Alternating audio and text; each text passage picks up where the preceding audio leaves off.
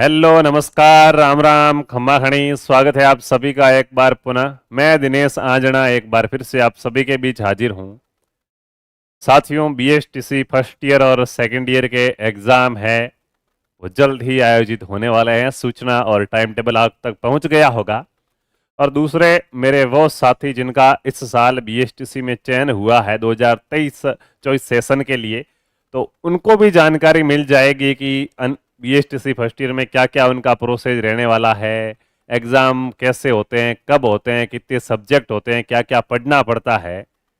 BSTC first year और second year की बात करेंगे अपन कि उनके कितने एग्जाम होते हैं, प्रत्येक एग्जाम में कितने नंबर लाना जरूरी है, कॉपी में कैसे लिखना है, कितने पेज भरने हैं, कहाँ पे एग्जाम होंगे वगैरह, कैसे पढ़ाई करनी, क्या चीज़ पढ़ के जाएं, सारी चीज़ें बात करेंगे। और इसी का अनुभव है वो आगामी जो अभी इस साल फर्स्ट ईयर के बीएसटीसी में एडमिशन लिया है, तो उनको भी अनुभव हो जाएगा कि आगे उनके क्या करना है क्या नहीं करना। अब बीएसटीसी फर्स्ट ईयर वाले हैं जिनके इसी साल एग्जाम है और आप मुझे देख रहे हैं तो खुशी होगी मुझे बहुत ज़्यादा कि फिर से अपनी एक मुलाकात हो चुकी है। मुझे उम्मीद है वैसे आप कंटिन्यू जुड़े तो रहते ही होंगे, लेकिन फिर भी एक बार बात करेंगे फर्स्ट ईयर एग्जाम में क्या पढ़े, उसके अलावा जो नए हैं उनके लिए कॉलेज में क्या होता है नए सेशन के लिए, उसके बारे में बात करेंगे। तो सबसे पहले साथियों, बीएसटीसी फर्स्ट ईयर और सेकंड ईयर दोनों के, अब की बार सेकंड ईयर की बात कर लेते हैं क्योंकि अपने 21 वाले बैच के सेकंड ईयर के भी एग्जाम है, तो वो बच्चे भी अपने ही हैं। 20 वाले वो भी अपने, लेकिन उन्होंने तो सर पात्रता भी ले ली, कुछ नौकरी भी लग चुके हैं। तो एग्जाम साथियों कितने होने वाले हैं आपके? 10 एग्जाम लगने वाले हैं। ठीक है, लगभग 10 दिन तक एग्जाम चलते हैं सर। 10 एग्जाम 10 दिन तक, हाँ कभी एक बार छुट्टी हो गई 10 से 15 दिन मान के चलो, लगातार एग्जाम है। इस बार लगातार एग्जाम है, कभी 2-3 दिन की छुट्टी दे दी जाती है, कभी एक एग्जाम में 10 दिन की छुट्टी दे दी जाती है, वो टाइम टेबल पर डिपेंड करता है। ठीक है, इस बार आपके जो 22 जनवरी है साथियों, 22 जनवरी से लेके 2 या 3 फरवरी तक आपके क्या है एग्जाम चलने वाले हैं। सारे लगातार एग्जाम है, किसी एग्जाम में 1-2 दिन की छुट्टी हो सकती है, बाकी छुट्टियां नहीं है। 22 जनवरी से 2 या 3 फरवरी तक आपका एग्जाम होने वाला है। सर सबसे पहली बात है एग्जाम का सेंटर कहाँ पे आएगा। तो साथियों, कोरोना के अंदर एक बहुत ही मस्त व्यवस्था बनी थी, अपने अपने जिले को आगे बढ़ाओ। जिला आगे बढ़ेगा, राजस्थान आगे बढ़ेगा, तो भारत आगे बढ़ेगा। क्या था सर, कोरोना के अंदर साथियों, कोविड के अंदर व्यवस्था की गई थी कि आपका एग्जाम आपके गृह जिले में लगेगा। जैसे कोई बाड़मेर का बच्चा है और उसको चित्तौड़गढ़ कॉलेज मिली हुई है, तो उसको एग्जाम देने के लिए चित्तौड़गढ़ जाने की आवश्यकता नहीं है, बाड़मेर के अंदर ही उसका एग्जाम लगेगा। वहां पे जितने भी बच्चे एग्जाम देने आएंगे सारे बाड़मेर के होंगे, और अपने अपने होते हैं, मेल मिलाप होता ही है। तो बढ़िया व्यवस्था चली थी, अच्छे नंबर लाए बच्चों ने। लेकिन साथियों, इस बार कुछ व्यवस्थाएं चेंज हो चुकी है। अब ये होता है कि आप जहां पढ़ रहे हैं, जैसे किसी को कॉलेज मिली हुई है, मान लो भरतपुर के अंदर कहीं पे भी मिल गई, ठीक है। जैसे किसी को मानो कॉलेज मिली हुई है नीम का थाना के अंदर कोई कॉलेज है, ठीक है, और नीम का थाना अब तो जिला बन गया, लेकिन अपन पहले की बात करें तो ये सीकर में आता था, ठीक है। तो उस जिले की डाइट कॉलेज है, कि नीम का थाना किस जिले में? सीकर जिले में। तो सीकर जिले के, अब कुछ लोग कमेंट भी करेंगे कि इसको अभी तक पता ही नहीं नीम का थाना जिला बन गया। वही पता है कि एग्जाम्पल दे रहा हूँ, बाकी जिलों के मुझे इतनी तहसील याद नहीं है, ठीक है। हाँ, तो सीकर की जो डाइट कॉलेज होती थी उसमें एग्जाम लगता था, लगना ही चाहिए, ये पहली प्राथमिकता होती थी कि आप जिस जिले में है, आपका कॉलेज जिस जिले में आ रहा है, उस जिला मुख्यालय की जो डाइट कॉलेज है उसमें, या फिर क्या है जो गवर्नमेंट स्कूल या गवर्नमेंट कॉलेज होती है जिले की, गवर्नमेंट कॉलेज, उसके अंदर क्या होता है, उसके अंदर आपका सेंटर आता है। ठीक है, एक प्रकार से ऐसी व्यवस्था है जैसे बोर्ड के एग्जाम होते हैं।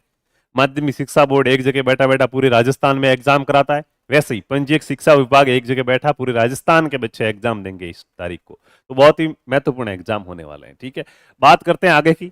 सर क्या है, कौन कौन से विषय रहते हैं? सर हम तो कॉलेज नहीं गए थे, कॉलेज वाले कहते नंबर नहीं भेजेंगे। ये तो सर कॉलेज के हाथ में कितने नंबर भेजने होते हैं? क्या कॉलेज वाले हमारे नंबर नहीं भेजते तो हम फेल हो सकते हैं? फेल हो जाए तो आगे क्या प्रोसेस है? क्या हमारी बीएसटीसी खत्म हो जाएगी, बाहर ही निकाल देंगे, या उसको वापस से एग्जाम देने का ड्यू व्यू वगैरह का बैक आने का कोई सिस्टम है? तमाम चीजों में बात करेंगे। तो साथियों, आपके कुल 10 पेपर लगते हैं कॉलेज से। एक प्रत्येक पेपर साथियों 100 नंबर का होता है। कितने नंबर का होता है? 100 नंबर का आपका। कुछ पेपर है वो कम नंबर के भी होंगे, कुछ ज्यादा के भी होंगे, जैसे भाषा संज्ञान है वो कम नंबर का पेपर है, ठीक है। ये कला शिक्षा 50 की है, कंप्यूटर 50 का है। लेकिन जो बड़े बड़े 3 पेपर है जिसकी अपन बात करेंगे, जो साइकोलॉजी से मिलते जुलते हैं, तो कॉलेज वाले, देखो मैं एक एक पेपर की बात कर रहा हूं, 10 पेपर है, 10 पेपर है। पहला पेपर होता है आपका बच्चे और बचपन साथियों, साइकोलॉजी से संबंधित है, बाल विकास वगैरह, ये हो गया, ठीक है। ये साथियों क्या होता है, 100 नंबर का पेपर होता है। कितने नंबर का पेपर होता है? 100 नंबर का पेपर। पूरा सर 100 का आएगा क्या? नहीं, पेपर आएगा 70 नंबर का। 30 नंबर कॉलेज वाले भेज दें, 30 नंबर हाथ में है कॉलेज वालों के। अब वो आपके कॉलेज वालों से कितनी दोस्ती है, आपने कैसा कॉलेज में व्यवहार रखा, कैसा प्रदर्शन किया, उसके आधार पर भेजे जाते हैं। सर कॉलेज वाले कम से कम कितने भेजे तो हम पास हो जाएंगे? तो साथियों कॉलेज वालों को 30 में से कम 12 भेजने होते, तो इतने तो भेज दे ही है यार, है आधे से ही कम है 12, तो भेज दें 40% मान के चलो। तो कॉलेज से मेरे नंबर भेजेंगे कि नहीं भेजेंगे इसकी चिंता छोड़ो, कॉलेज की ओर से कोई भी बच्चा फेल नहीं होगा। ट्रस्ट, आपको मेहनत करनी है, लिखने वाले इस परीक्षा जो भी होने वाली ना, इसमें मेहनत करनी है, इसमें अच्छे से अच्छे नंबर लाने। ये जो 70 नंबर की परीक्षा है, इसमें साथियों कम से कम आपको 28 नंबर लाना जरूरी है। अगर आपके 70 में से 28 नंबर नहीं आए तो आप फेल हो जाएंगे, आपको पास नहीं किया जा सकता। ठीक है, तो सर क्या पढ़ें कि इतने नंबर आ जाए, इससे भी ज्यादा आ जाए? अभी बताऊंगा कैसे पढ़ना, क्या पढ़ना। ठीक है, उसी प्रकार दूसरा पेपर है शिक्षा के उद्देश्य। 30 नंबर कॉलेज वाले भेज दें, कम से कम 12 भेजने जरूरी है। 70 होता है पेपर, 28 लाने जरूरी है। तीसरा वही भारतीय समाज व शिक्षा सेम व्यवस्था है।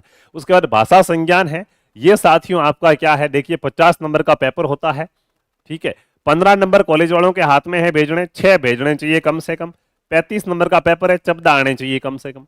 हिंदी भाषा आपका 100 नंबर का पेपर मान के चलिए आप। ठीक है, 40 कॉलेज वाले भेज दें, कम से कम 16 भेजने जरूरी है। 60 का पेपर होगा, 24 लाने जरूरी है।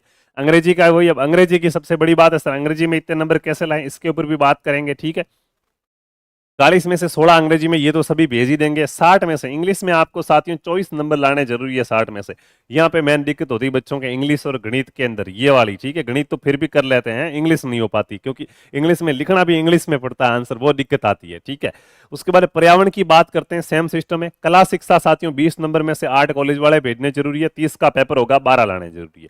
कंप्यूटर का भी सेम का सेम सिस्टम है, 30 नंबर कॉलेज वाले भेजने जरूरी है और 20 का पेपर होगा। दोनों में 8-8 मिनिमम आने क्या है जरूरी है। कुछ इस प्रकार के साथियों आपकी क्या रहती है, व्यवस्था रहती है। ठीक है, बात करते हैं आगे क्या है, कितने नंबर लाने जरूरी, ये बात करनी, कम से कम 40% लाने क्या है जरूरी है, नहीं तो आपको फेल कर दिया जाता है। अब सर फेल अगर हो गए तो कैसे होता है, क्या होता है? मान लो सर कि मेरे एक समस्या हो गई कि मैं सबके अंदर जितने लाने जरूरी थे उतने लेके आ गया, लेकिन मैंने इंग्लिश का पेपर दिया, इंग्लिश के अंदर कॉलेज वालों ने तो मेरे 40 में से 16 नंबर भेज दिए। कुछ ऐसा कहे कि सर यहाँ मैंने 100 में से 100 नंबर लेके आ जाऊं, जैसे समाज शिक्षा में 100 में से 100 ले आया, और यहाँ मेरे अगर 60 में से 24 नहीं आए, 23 आ जाए, 20 आ गए तो चलेगा ना? नहीं, प्रत्येक विषय में पास होना जरूरी है। यूं नहीं कि बच्चे और बचपन में तो आपके 100 में से 100 आ गए, इंग्लिश में आप फेल हो गए, ऐसा प्रत्येक विषय में पास होना जरूरी, जैसा बोर्ड क्लासों के अंदर होता है, आप सभी को पता है। ठीक है, तो मान लो किसी के यहाँ पे साथियों 60 में से 24 नंबर लाने इंग्लिश में जरूरी थे, और आपके नंबर आ गए कितने, 18 नंबर आ गए 60 में से। सर अब क्या होगा, मैं फेल हो गया क्या? अब मेरा क्या होगा? तो साथियों एक में ही ऐसा हुआ है, पूरे बाकी वाले सारे पेपर सही है, जितने लाने थे उतने ले आए हो 40%, एक के अंदर ही ऐसा हुआ है। तो साथियों अगर एक के अंदर ऐसा होता तो उसकी व्यवस्था आपको दिख रही होगी कि इसके लिए क्या व्यवस्था है। 5 नंबर तक, उससे बाद नहीं। ठीक है, 28 जैसे लाने थे और आपके 23 आ गए, 5 कम आए, कोई बात नहीं, चलेगा, आपको पास कर लिया जाएगा भाई, ग्रेस से पास है। कभी कभी करते हैं, कभी कभी नहीं करते हैं, ध्यान रखना। 5 नंबर तक कम आए तो ग्रेस से पास करेंगे, लेकिन अपने तो वहां पे 18 ही आ रहे हैं, 5 से ज्यादा कम आ रहे हैं, तो फिर क्या होगा? तो साथियों आपका ग्रेस से पास किया जाता है। लेकिन अगर 2 विषयों में ऐसा हो गया सर, तो मेरे इंग्लिश के अंदर भी ये कांड हो गया कि मुझे जितने लाने थे 28 या 24 जो भी थे, ठीक है, वो मेरे नहीं आए, और सर मेरे ये हुआ कि गणित के अंदर भी नहीं आए, दोनों में मेरे 24 नंबर नहीं आए, 24 थे वो, सॉरी 28 नहीं थे। ठीक है, दोनों में 24 नंबर नहीं आए। अब मैं साथियों क्या करूं? दोनों के अंदर साथियों आप फेल हो रहे हैं। ठीक है, तो उसके अंदर आपको वापस एग्जाम देने का मौका मिलेगा, आपको अगली क्लास में भेज दिया जाएगा, आप बीएसटीसी सेकेंड ईयर के अंदर तो आ जाएंगे। ठीक है, लेकिन जब दूसरी बार पीछे वाले फर्स्ट ईयर वालों के एग्जाम होंगे तो उसके लिए आपको भी फॉर्म भरना पड़ेगा, और ये 2 एग्जाम आप वापस दे सकते हैं। अब की बार अगर आप पास हो गए तो भी आप पास माने जाएंगे, कोई दिक्कत नहीं, मतलब कुल मिला के बैक सप्लीमेंट्री वाला ऑप्शन है ये एक प्रकार से, दोबारा आप एग्जाम दे सकते हैं अगर 2 विषयों में आपके नंबर कम पड़ जाए तो। लेकिन सर 2 से ज्यादा में कम पड़ गए तो, मेरे सर इंग्लिश के अंदर भी जितने लाने थे उतने नहीं आए, गणित के अंदर भी नहीं आए, एक सब्जेक्ट और रह गया, तीनों में नहीं आए, तो साथियों देखो यार, एक में माफ कर रहे हैं, 2 में माफ कर रहे हैं, तीनों में कैसे कर सकते हैं? फिर आपको साथियों फेल घोषित कर दिया जाएगा। कोई नहीं होता फेल, बैक भी बहुत से नहीं आती किसी के, सब में हो जाता है आराम से। सर देखो ना, नंबर बहुत कम मिलाने। ठीक है, रही बात ये नंबर सर आएंगे कैसे, उसके बारे में बात करते हैं। विशेष तौर पे बच्चे अंग्रेजी से डरते हैं, तो अंग्रेजी में 24 नंबर लाने हैं, इतने का जुगाड़ करके जाओ, और बाकी वाले में तो मुझे नहीं लगता, कंप्यूटर में है 8-8 नंबर आराम से आ जाते हैं। कला शिक्षा क्या है, पर्यावरण नॉर्मल है, हिंदी है, भाषा है, भारतीय समाज शिक्षा, ये 3 साइकोलॉजी के विषय, इनको अच्छे से पढ़ लेना। मेन मुद्दा अपने गणित और अंग्रेजी का रहता है, तो कम से कम दोनों के अंदर भी अगर पास नहीं हुए ना, तो भी क्या है, वापस एग्जाम देने की सुविधा है। टेंशन मत लो रे तुम, लड्डू खाओ सर्दियों में, ठीक है। 2 एग्जाम के अंदर भी अगर आप पास नहीं होते तो वापस दे सकते हैं, आप सेकेंड ईयर में मान लिए जाओगे, चिंता की कोई आवश्यकता नहीं है। सर ऐसा करना ही क्यों, हमें तो अच्छे प्रकार से पास होना है, तो हमें क्या पढ़ना चाहिए उसकी बात करते हैं।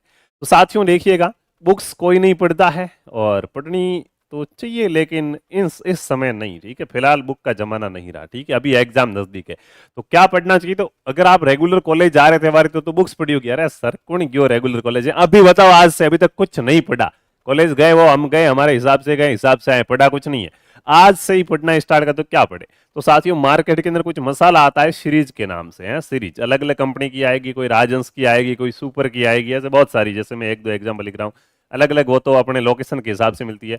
राजंस की मिल गई, ठीक है, सम्राट की आती है जयपुर वाली, है सुपर की आती है, सुपर 1 वीक सीरीज, ऐसी साथियों सीरीज आती है मार्केट के अंदर, उनको लाना है। सीरीज लाओ तो थोड़ा देख के लाना, उनमें पुराने एग्जाम जितने भी हुए बीएसटीसी के, ठीक है, पुराने एग्जाम्स के प्रश्न होने चाहिए। मैं आपको एक बात बताना चाहूंगा साथियों यहाँ पे, जैसे आप अभी 2023 के अंदर बीएसटीसी का कोई जैसे फर्स्ट ईयर का एग्जाम दे रहा है 2023 के अंदर, तो उसको क्या करना चाहिए, क्या पढ़ना चाहिए। सर लाते सीरीज पूरी पढ़ूं, पहले पूरी नहीं पढ़नी, पहले वो मसाला इकट्ठा करो जो कंफर्म है कि यहां से प्रश्न आएगा ही आएगा, पहले वही पढ़ना है। ये प्रश्न तो पक्का है एग्जाम में आएगा, पहले वो याद कर लो, फिर कि ये आ सकता है उसको पढ़ना है, और फिर कुछ भी आ सकता है उसको पढ़ना है। ऐसे पकड़ोगे तो बड़े अच्छे नंबर आएंगे। कैसे, आप क्या करो, 2022 के अंदर जो फर्स्ट ईयर का एग्जाम हुआ था बीएसटीसी वालों का, वो पेपर पकड़ो, ठीक है। 2021 का पकड़ो, ये 23 वाला भी तो इसके अंदर आ जाएगा ना, जो पिछले साल वालों की हुआ। अभी तो 24 में एग्जाम हो रहे हैं, बहुत पीछे वाला सेशन का, लेकिन एग्जाम तो 24 में हो रहे हैं। तो पिछली बार जो एग्जाम हुआ लास्ट ईयर वालों का, उससे पहले वालों का, उससे पहले वालों का, इनकी 21 तक आ गए अपन, ठीक है। उसके बाद 20, ये कम से कम साथियों क्या है, 4 से 5 साल के पुराने पेपर ले लो। सर कहां पे मिलेंगे ये पेपर, ये आप जो सीरीज लाओगे देख के लाना, इसके अंदर तो आते हैं राजंस के अंदर, ठीक है, इनमें भी आते हैं, आप देख लेना। सीरीज खरीदोगे, खरीद ली होगी तो भी देख लो, वहां पे लिखे हुए होंगे। सीरीज के जस्ट आगे यहाँ तो पेपर होगा, यहाँ पार्ट पढ़ोगे, वहां इकाई, यहाँ तो उसमें प्रश्नों के नीचे लिखा होगा कि ये उस एग्जाम में आया हुआ प्रश्न है, कहीं ना कहीं तो होगा ही होगा, ठीक है। तो इनके अंदर आपको ये मिल जाएंगे। तो पहले सीरीज लाके, पहले पूरी सीरीज आपको नहीं पढ़नी है, पहले वो मसाला इकट्ठा करो जो प्रश्न आए हुए। इन पेपर को साथियों अच्छे प्रकार से क्या करो, रट लो, ठीक है, रट लो, समझ लो, जो आप कर चाहो, पास होना है, अब तो वो वक्त है, ठीक है। हाँ, तो अब यहाँ पे साइकोलॉजी की बातें नहीं करेंगे, ठीक है। क्यों साथियों, लगभग आपको 80% क्वेश्चन इन्हीं पेपरों से मिल जाएंगे, 80% बना सकते हो आप यही पेपर पढ़ के। क्या बात करते हो सर, सही बात करते हैं भाई, है। पिछले 4 से 5 साल के आप पेपर है, उन पेपर का एक एक प्रश्न याद कर लो, डेली के रखो, आज में इस 10 सब्जेक्ट है, 10 दिन में क्लियर हो जाएगा। आज के, हाँ, बच्चे और बचपन के जो 5 सालों के पेपर है, उनके प्रश्न याद करने, उनके प्रश्न याद कर लो, ये क्लियर हुआ। पहले ऐसे प्रत्येक विषय में ऐसे कर लो, पिछले जो, क्योंकि मुझे पता है आप एक विषय को, एक तो मैं बच्चे और बचपन पूरी सीरीज पढ़ लेता हूँ, पूरी पढ़ लोगे, दूसरी पढ़ लोगे, तीसरी 10 है, और फिर 4-5 पढ़ने के बाद यार पूरी किससे पढ़ी जाए, मोस्ट पढ़ लेता हूँ। बाद में भी ऐसा करोगे तो पहले जो इतना सारा पढ़ा वो क्या काम का, इससे अच्छा पहले क्रीम क्रीम पढ़ो, प्रत्येक विषय में पहले 4-4, 5-5 साल के जो पुराने पेपर है उनको अच्छे प्रकार से याद कर लो, फिर बाकी वाली चीजें आपको पढ़नी है, ठीक है, पहले नहीं पढ़नी। तो क्या करोगे, 80% साथियों आपको क्या है, प्रश्न यहीं से मिल जाते हैं। जिस प्रश्न को घुमा फिरा के पूछे, कॉपी करे, कुछ भी करे, लेकिन अगर आपने 4 से 5 साल के पेपर पढ़ लिए तो 80% पेपर है आपको वो यहां से मिल जाएगा, इतना कह सकते हैं, ठीक है।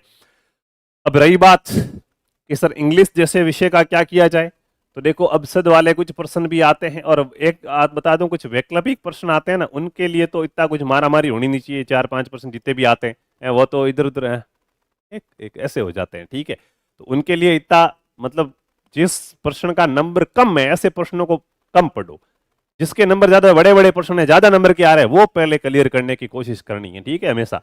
तो इंग्लिश के अंदर बात करते हैं, इंग्लिश के अंदर साथियों ये देखा गया है कि आपको, जैसे साइकोलॉजी के अंदर इंग्लिश यूं नहीं है कि आपसे कुछ भी पूछे। साइकोलॉजी के अंदर जैसे अपन पढ़ते थे कि संप्रेषण है, तो संप्रेषण को इंग्लिश में क्या कहते हैं, कम्युनिकेशन कहते हैं। अब ये तो आपको पता है इसमें इंग्लिश में क्या है, हिंदी में क्या है, पढ़ते आते हैं अपने साथ में। जैसे अपन अभिप्रेरणा वाला कुछ पूछ ले तो अभिप्रेरणा को तो मोटिवेशन कहते हैं, अपने को पता है, ठीक है, प्रश्न क्या है ये अभी बात करेंगे, ठीक है। ऐसे ही सततम व्यापक मूल्यांकन अपन सीसीई कहते आ रहे हैं, सबको पता है। वो ऐसे नाम देगा, आप इंग्लिश भाषा देख के डर जाते हैं, अरे इसको पढ़ो, है क्या कम्युनिकेशन, क्या संप्रेषण, अरे सर संप्रेषण तो वही, हाँ तो बस वही है और कुछ नहीं है, ठीक है। अरे सर पर लिखना इंग्लिश में है ना, बस वो जुगाड़ करना पड़ेगा भाई, ठीक है। लिखना इंग्लिश में है, वो फिर अपनी भाषा थोड़ी बनानी पड़ेगी। उसके बाद जो एनसीएफ 2005 है, इनके तो साथियों फुल फॉर्म ही पूछ लिए जाते हैं, ठीक है। इनका तो आप पूरा नाम ही पढ़ के जाना, छोटे वाले प्रश्नों के अंदर पूछ ले सकता है कि सीसी का पूरा नाम बताओ, एनसीएफ का पूरा नाम बताओ, नेशनल सर्कुलर फ्रेमवर्क वगैरह अपने बीएसटीसी में भी आते हैं, पीटीटी में, तो ऐसे यहाँ भी पूछे जा सकते हैं, ठीक है।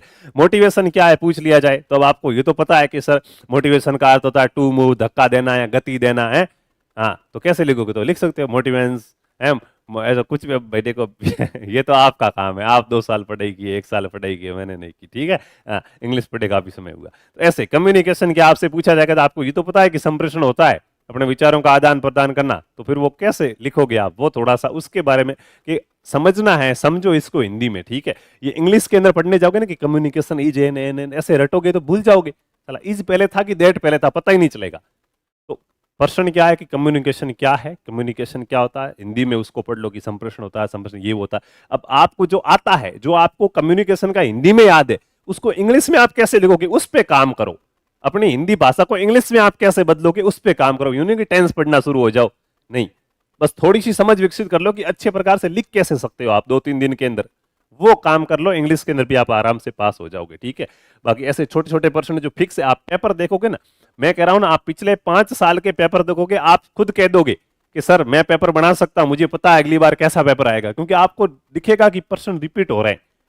पहले ये पूछा गया, अब इसका ये पूछा जा रहा है, फिर वापस ये पूछा गया, तो पता चलेगा कि किस वे में चल रहा है। तो अपने आप आपको कॉन्फिडेंस आ जाएगा कि आपकी तैयारी अच्छी है, ठीक है। तो पिछले जितने भी आप पेपर है, वो पिछले पेपर देख लो, उससे आपका काम क्या हो जाएगा, आसान हो जाएगा, किसी चीज में डरने की आवश्यकता नहीं है। इंग्लिश वाले को इंग्लिश वाले के अंदर ही रटोगे तो भूल जाओगे, अच्छे प्रकार से हिंदी में माइंड में समझ लो, उसके बाद जो हिंदी में समझा हुआ उसको इंग्लिश में कैसे उतारते हैं, उस पर काम करो, ठीक है। तो ये आपका यहाँ पे इंग्लिश का भी डर हो जाएगा दूर।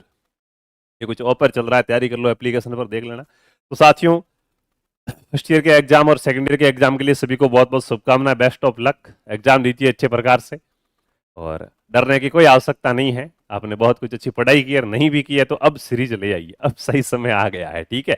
अब मार्केट में सीरीज वगैरह भी आ गई, सीरीज वगैरह ले आइए, पहले पिछले साल के पेपर्स पर काम करिए, उसके बाद पूरा पढ़िएगा, पहले नहीं पढ़ना, पहले जो मोस्ट मोस्ट है उसको पढ़ना है। मोस्ट मोस्ट क्या है, पिछले साल में आए हुए पर्सन, ठीक है, पिछले 4-5 सालों में, उसमें से आपका 80% कवर हो जाएगा, फिर 20% के लिए आप और भी पढ़ सकते हैं, ठीक है। उम्मीद है आपको क्लास अच्छी लगी होगी, अच्छी लगी है तो मैं आपके उम्मीद करता हूँ क्लास को लाइक करेंगे, अपने और भी साथियों के साथ शेयर करेंगे। हम मिलेंगे अगली क्लास में, तब तक खुश रहिए, अच्छे रहिए। जय जय राजस्थान, जय हिंद, जय भारत, वंदे मातरम।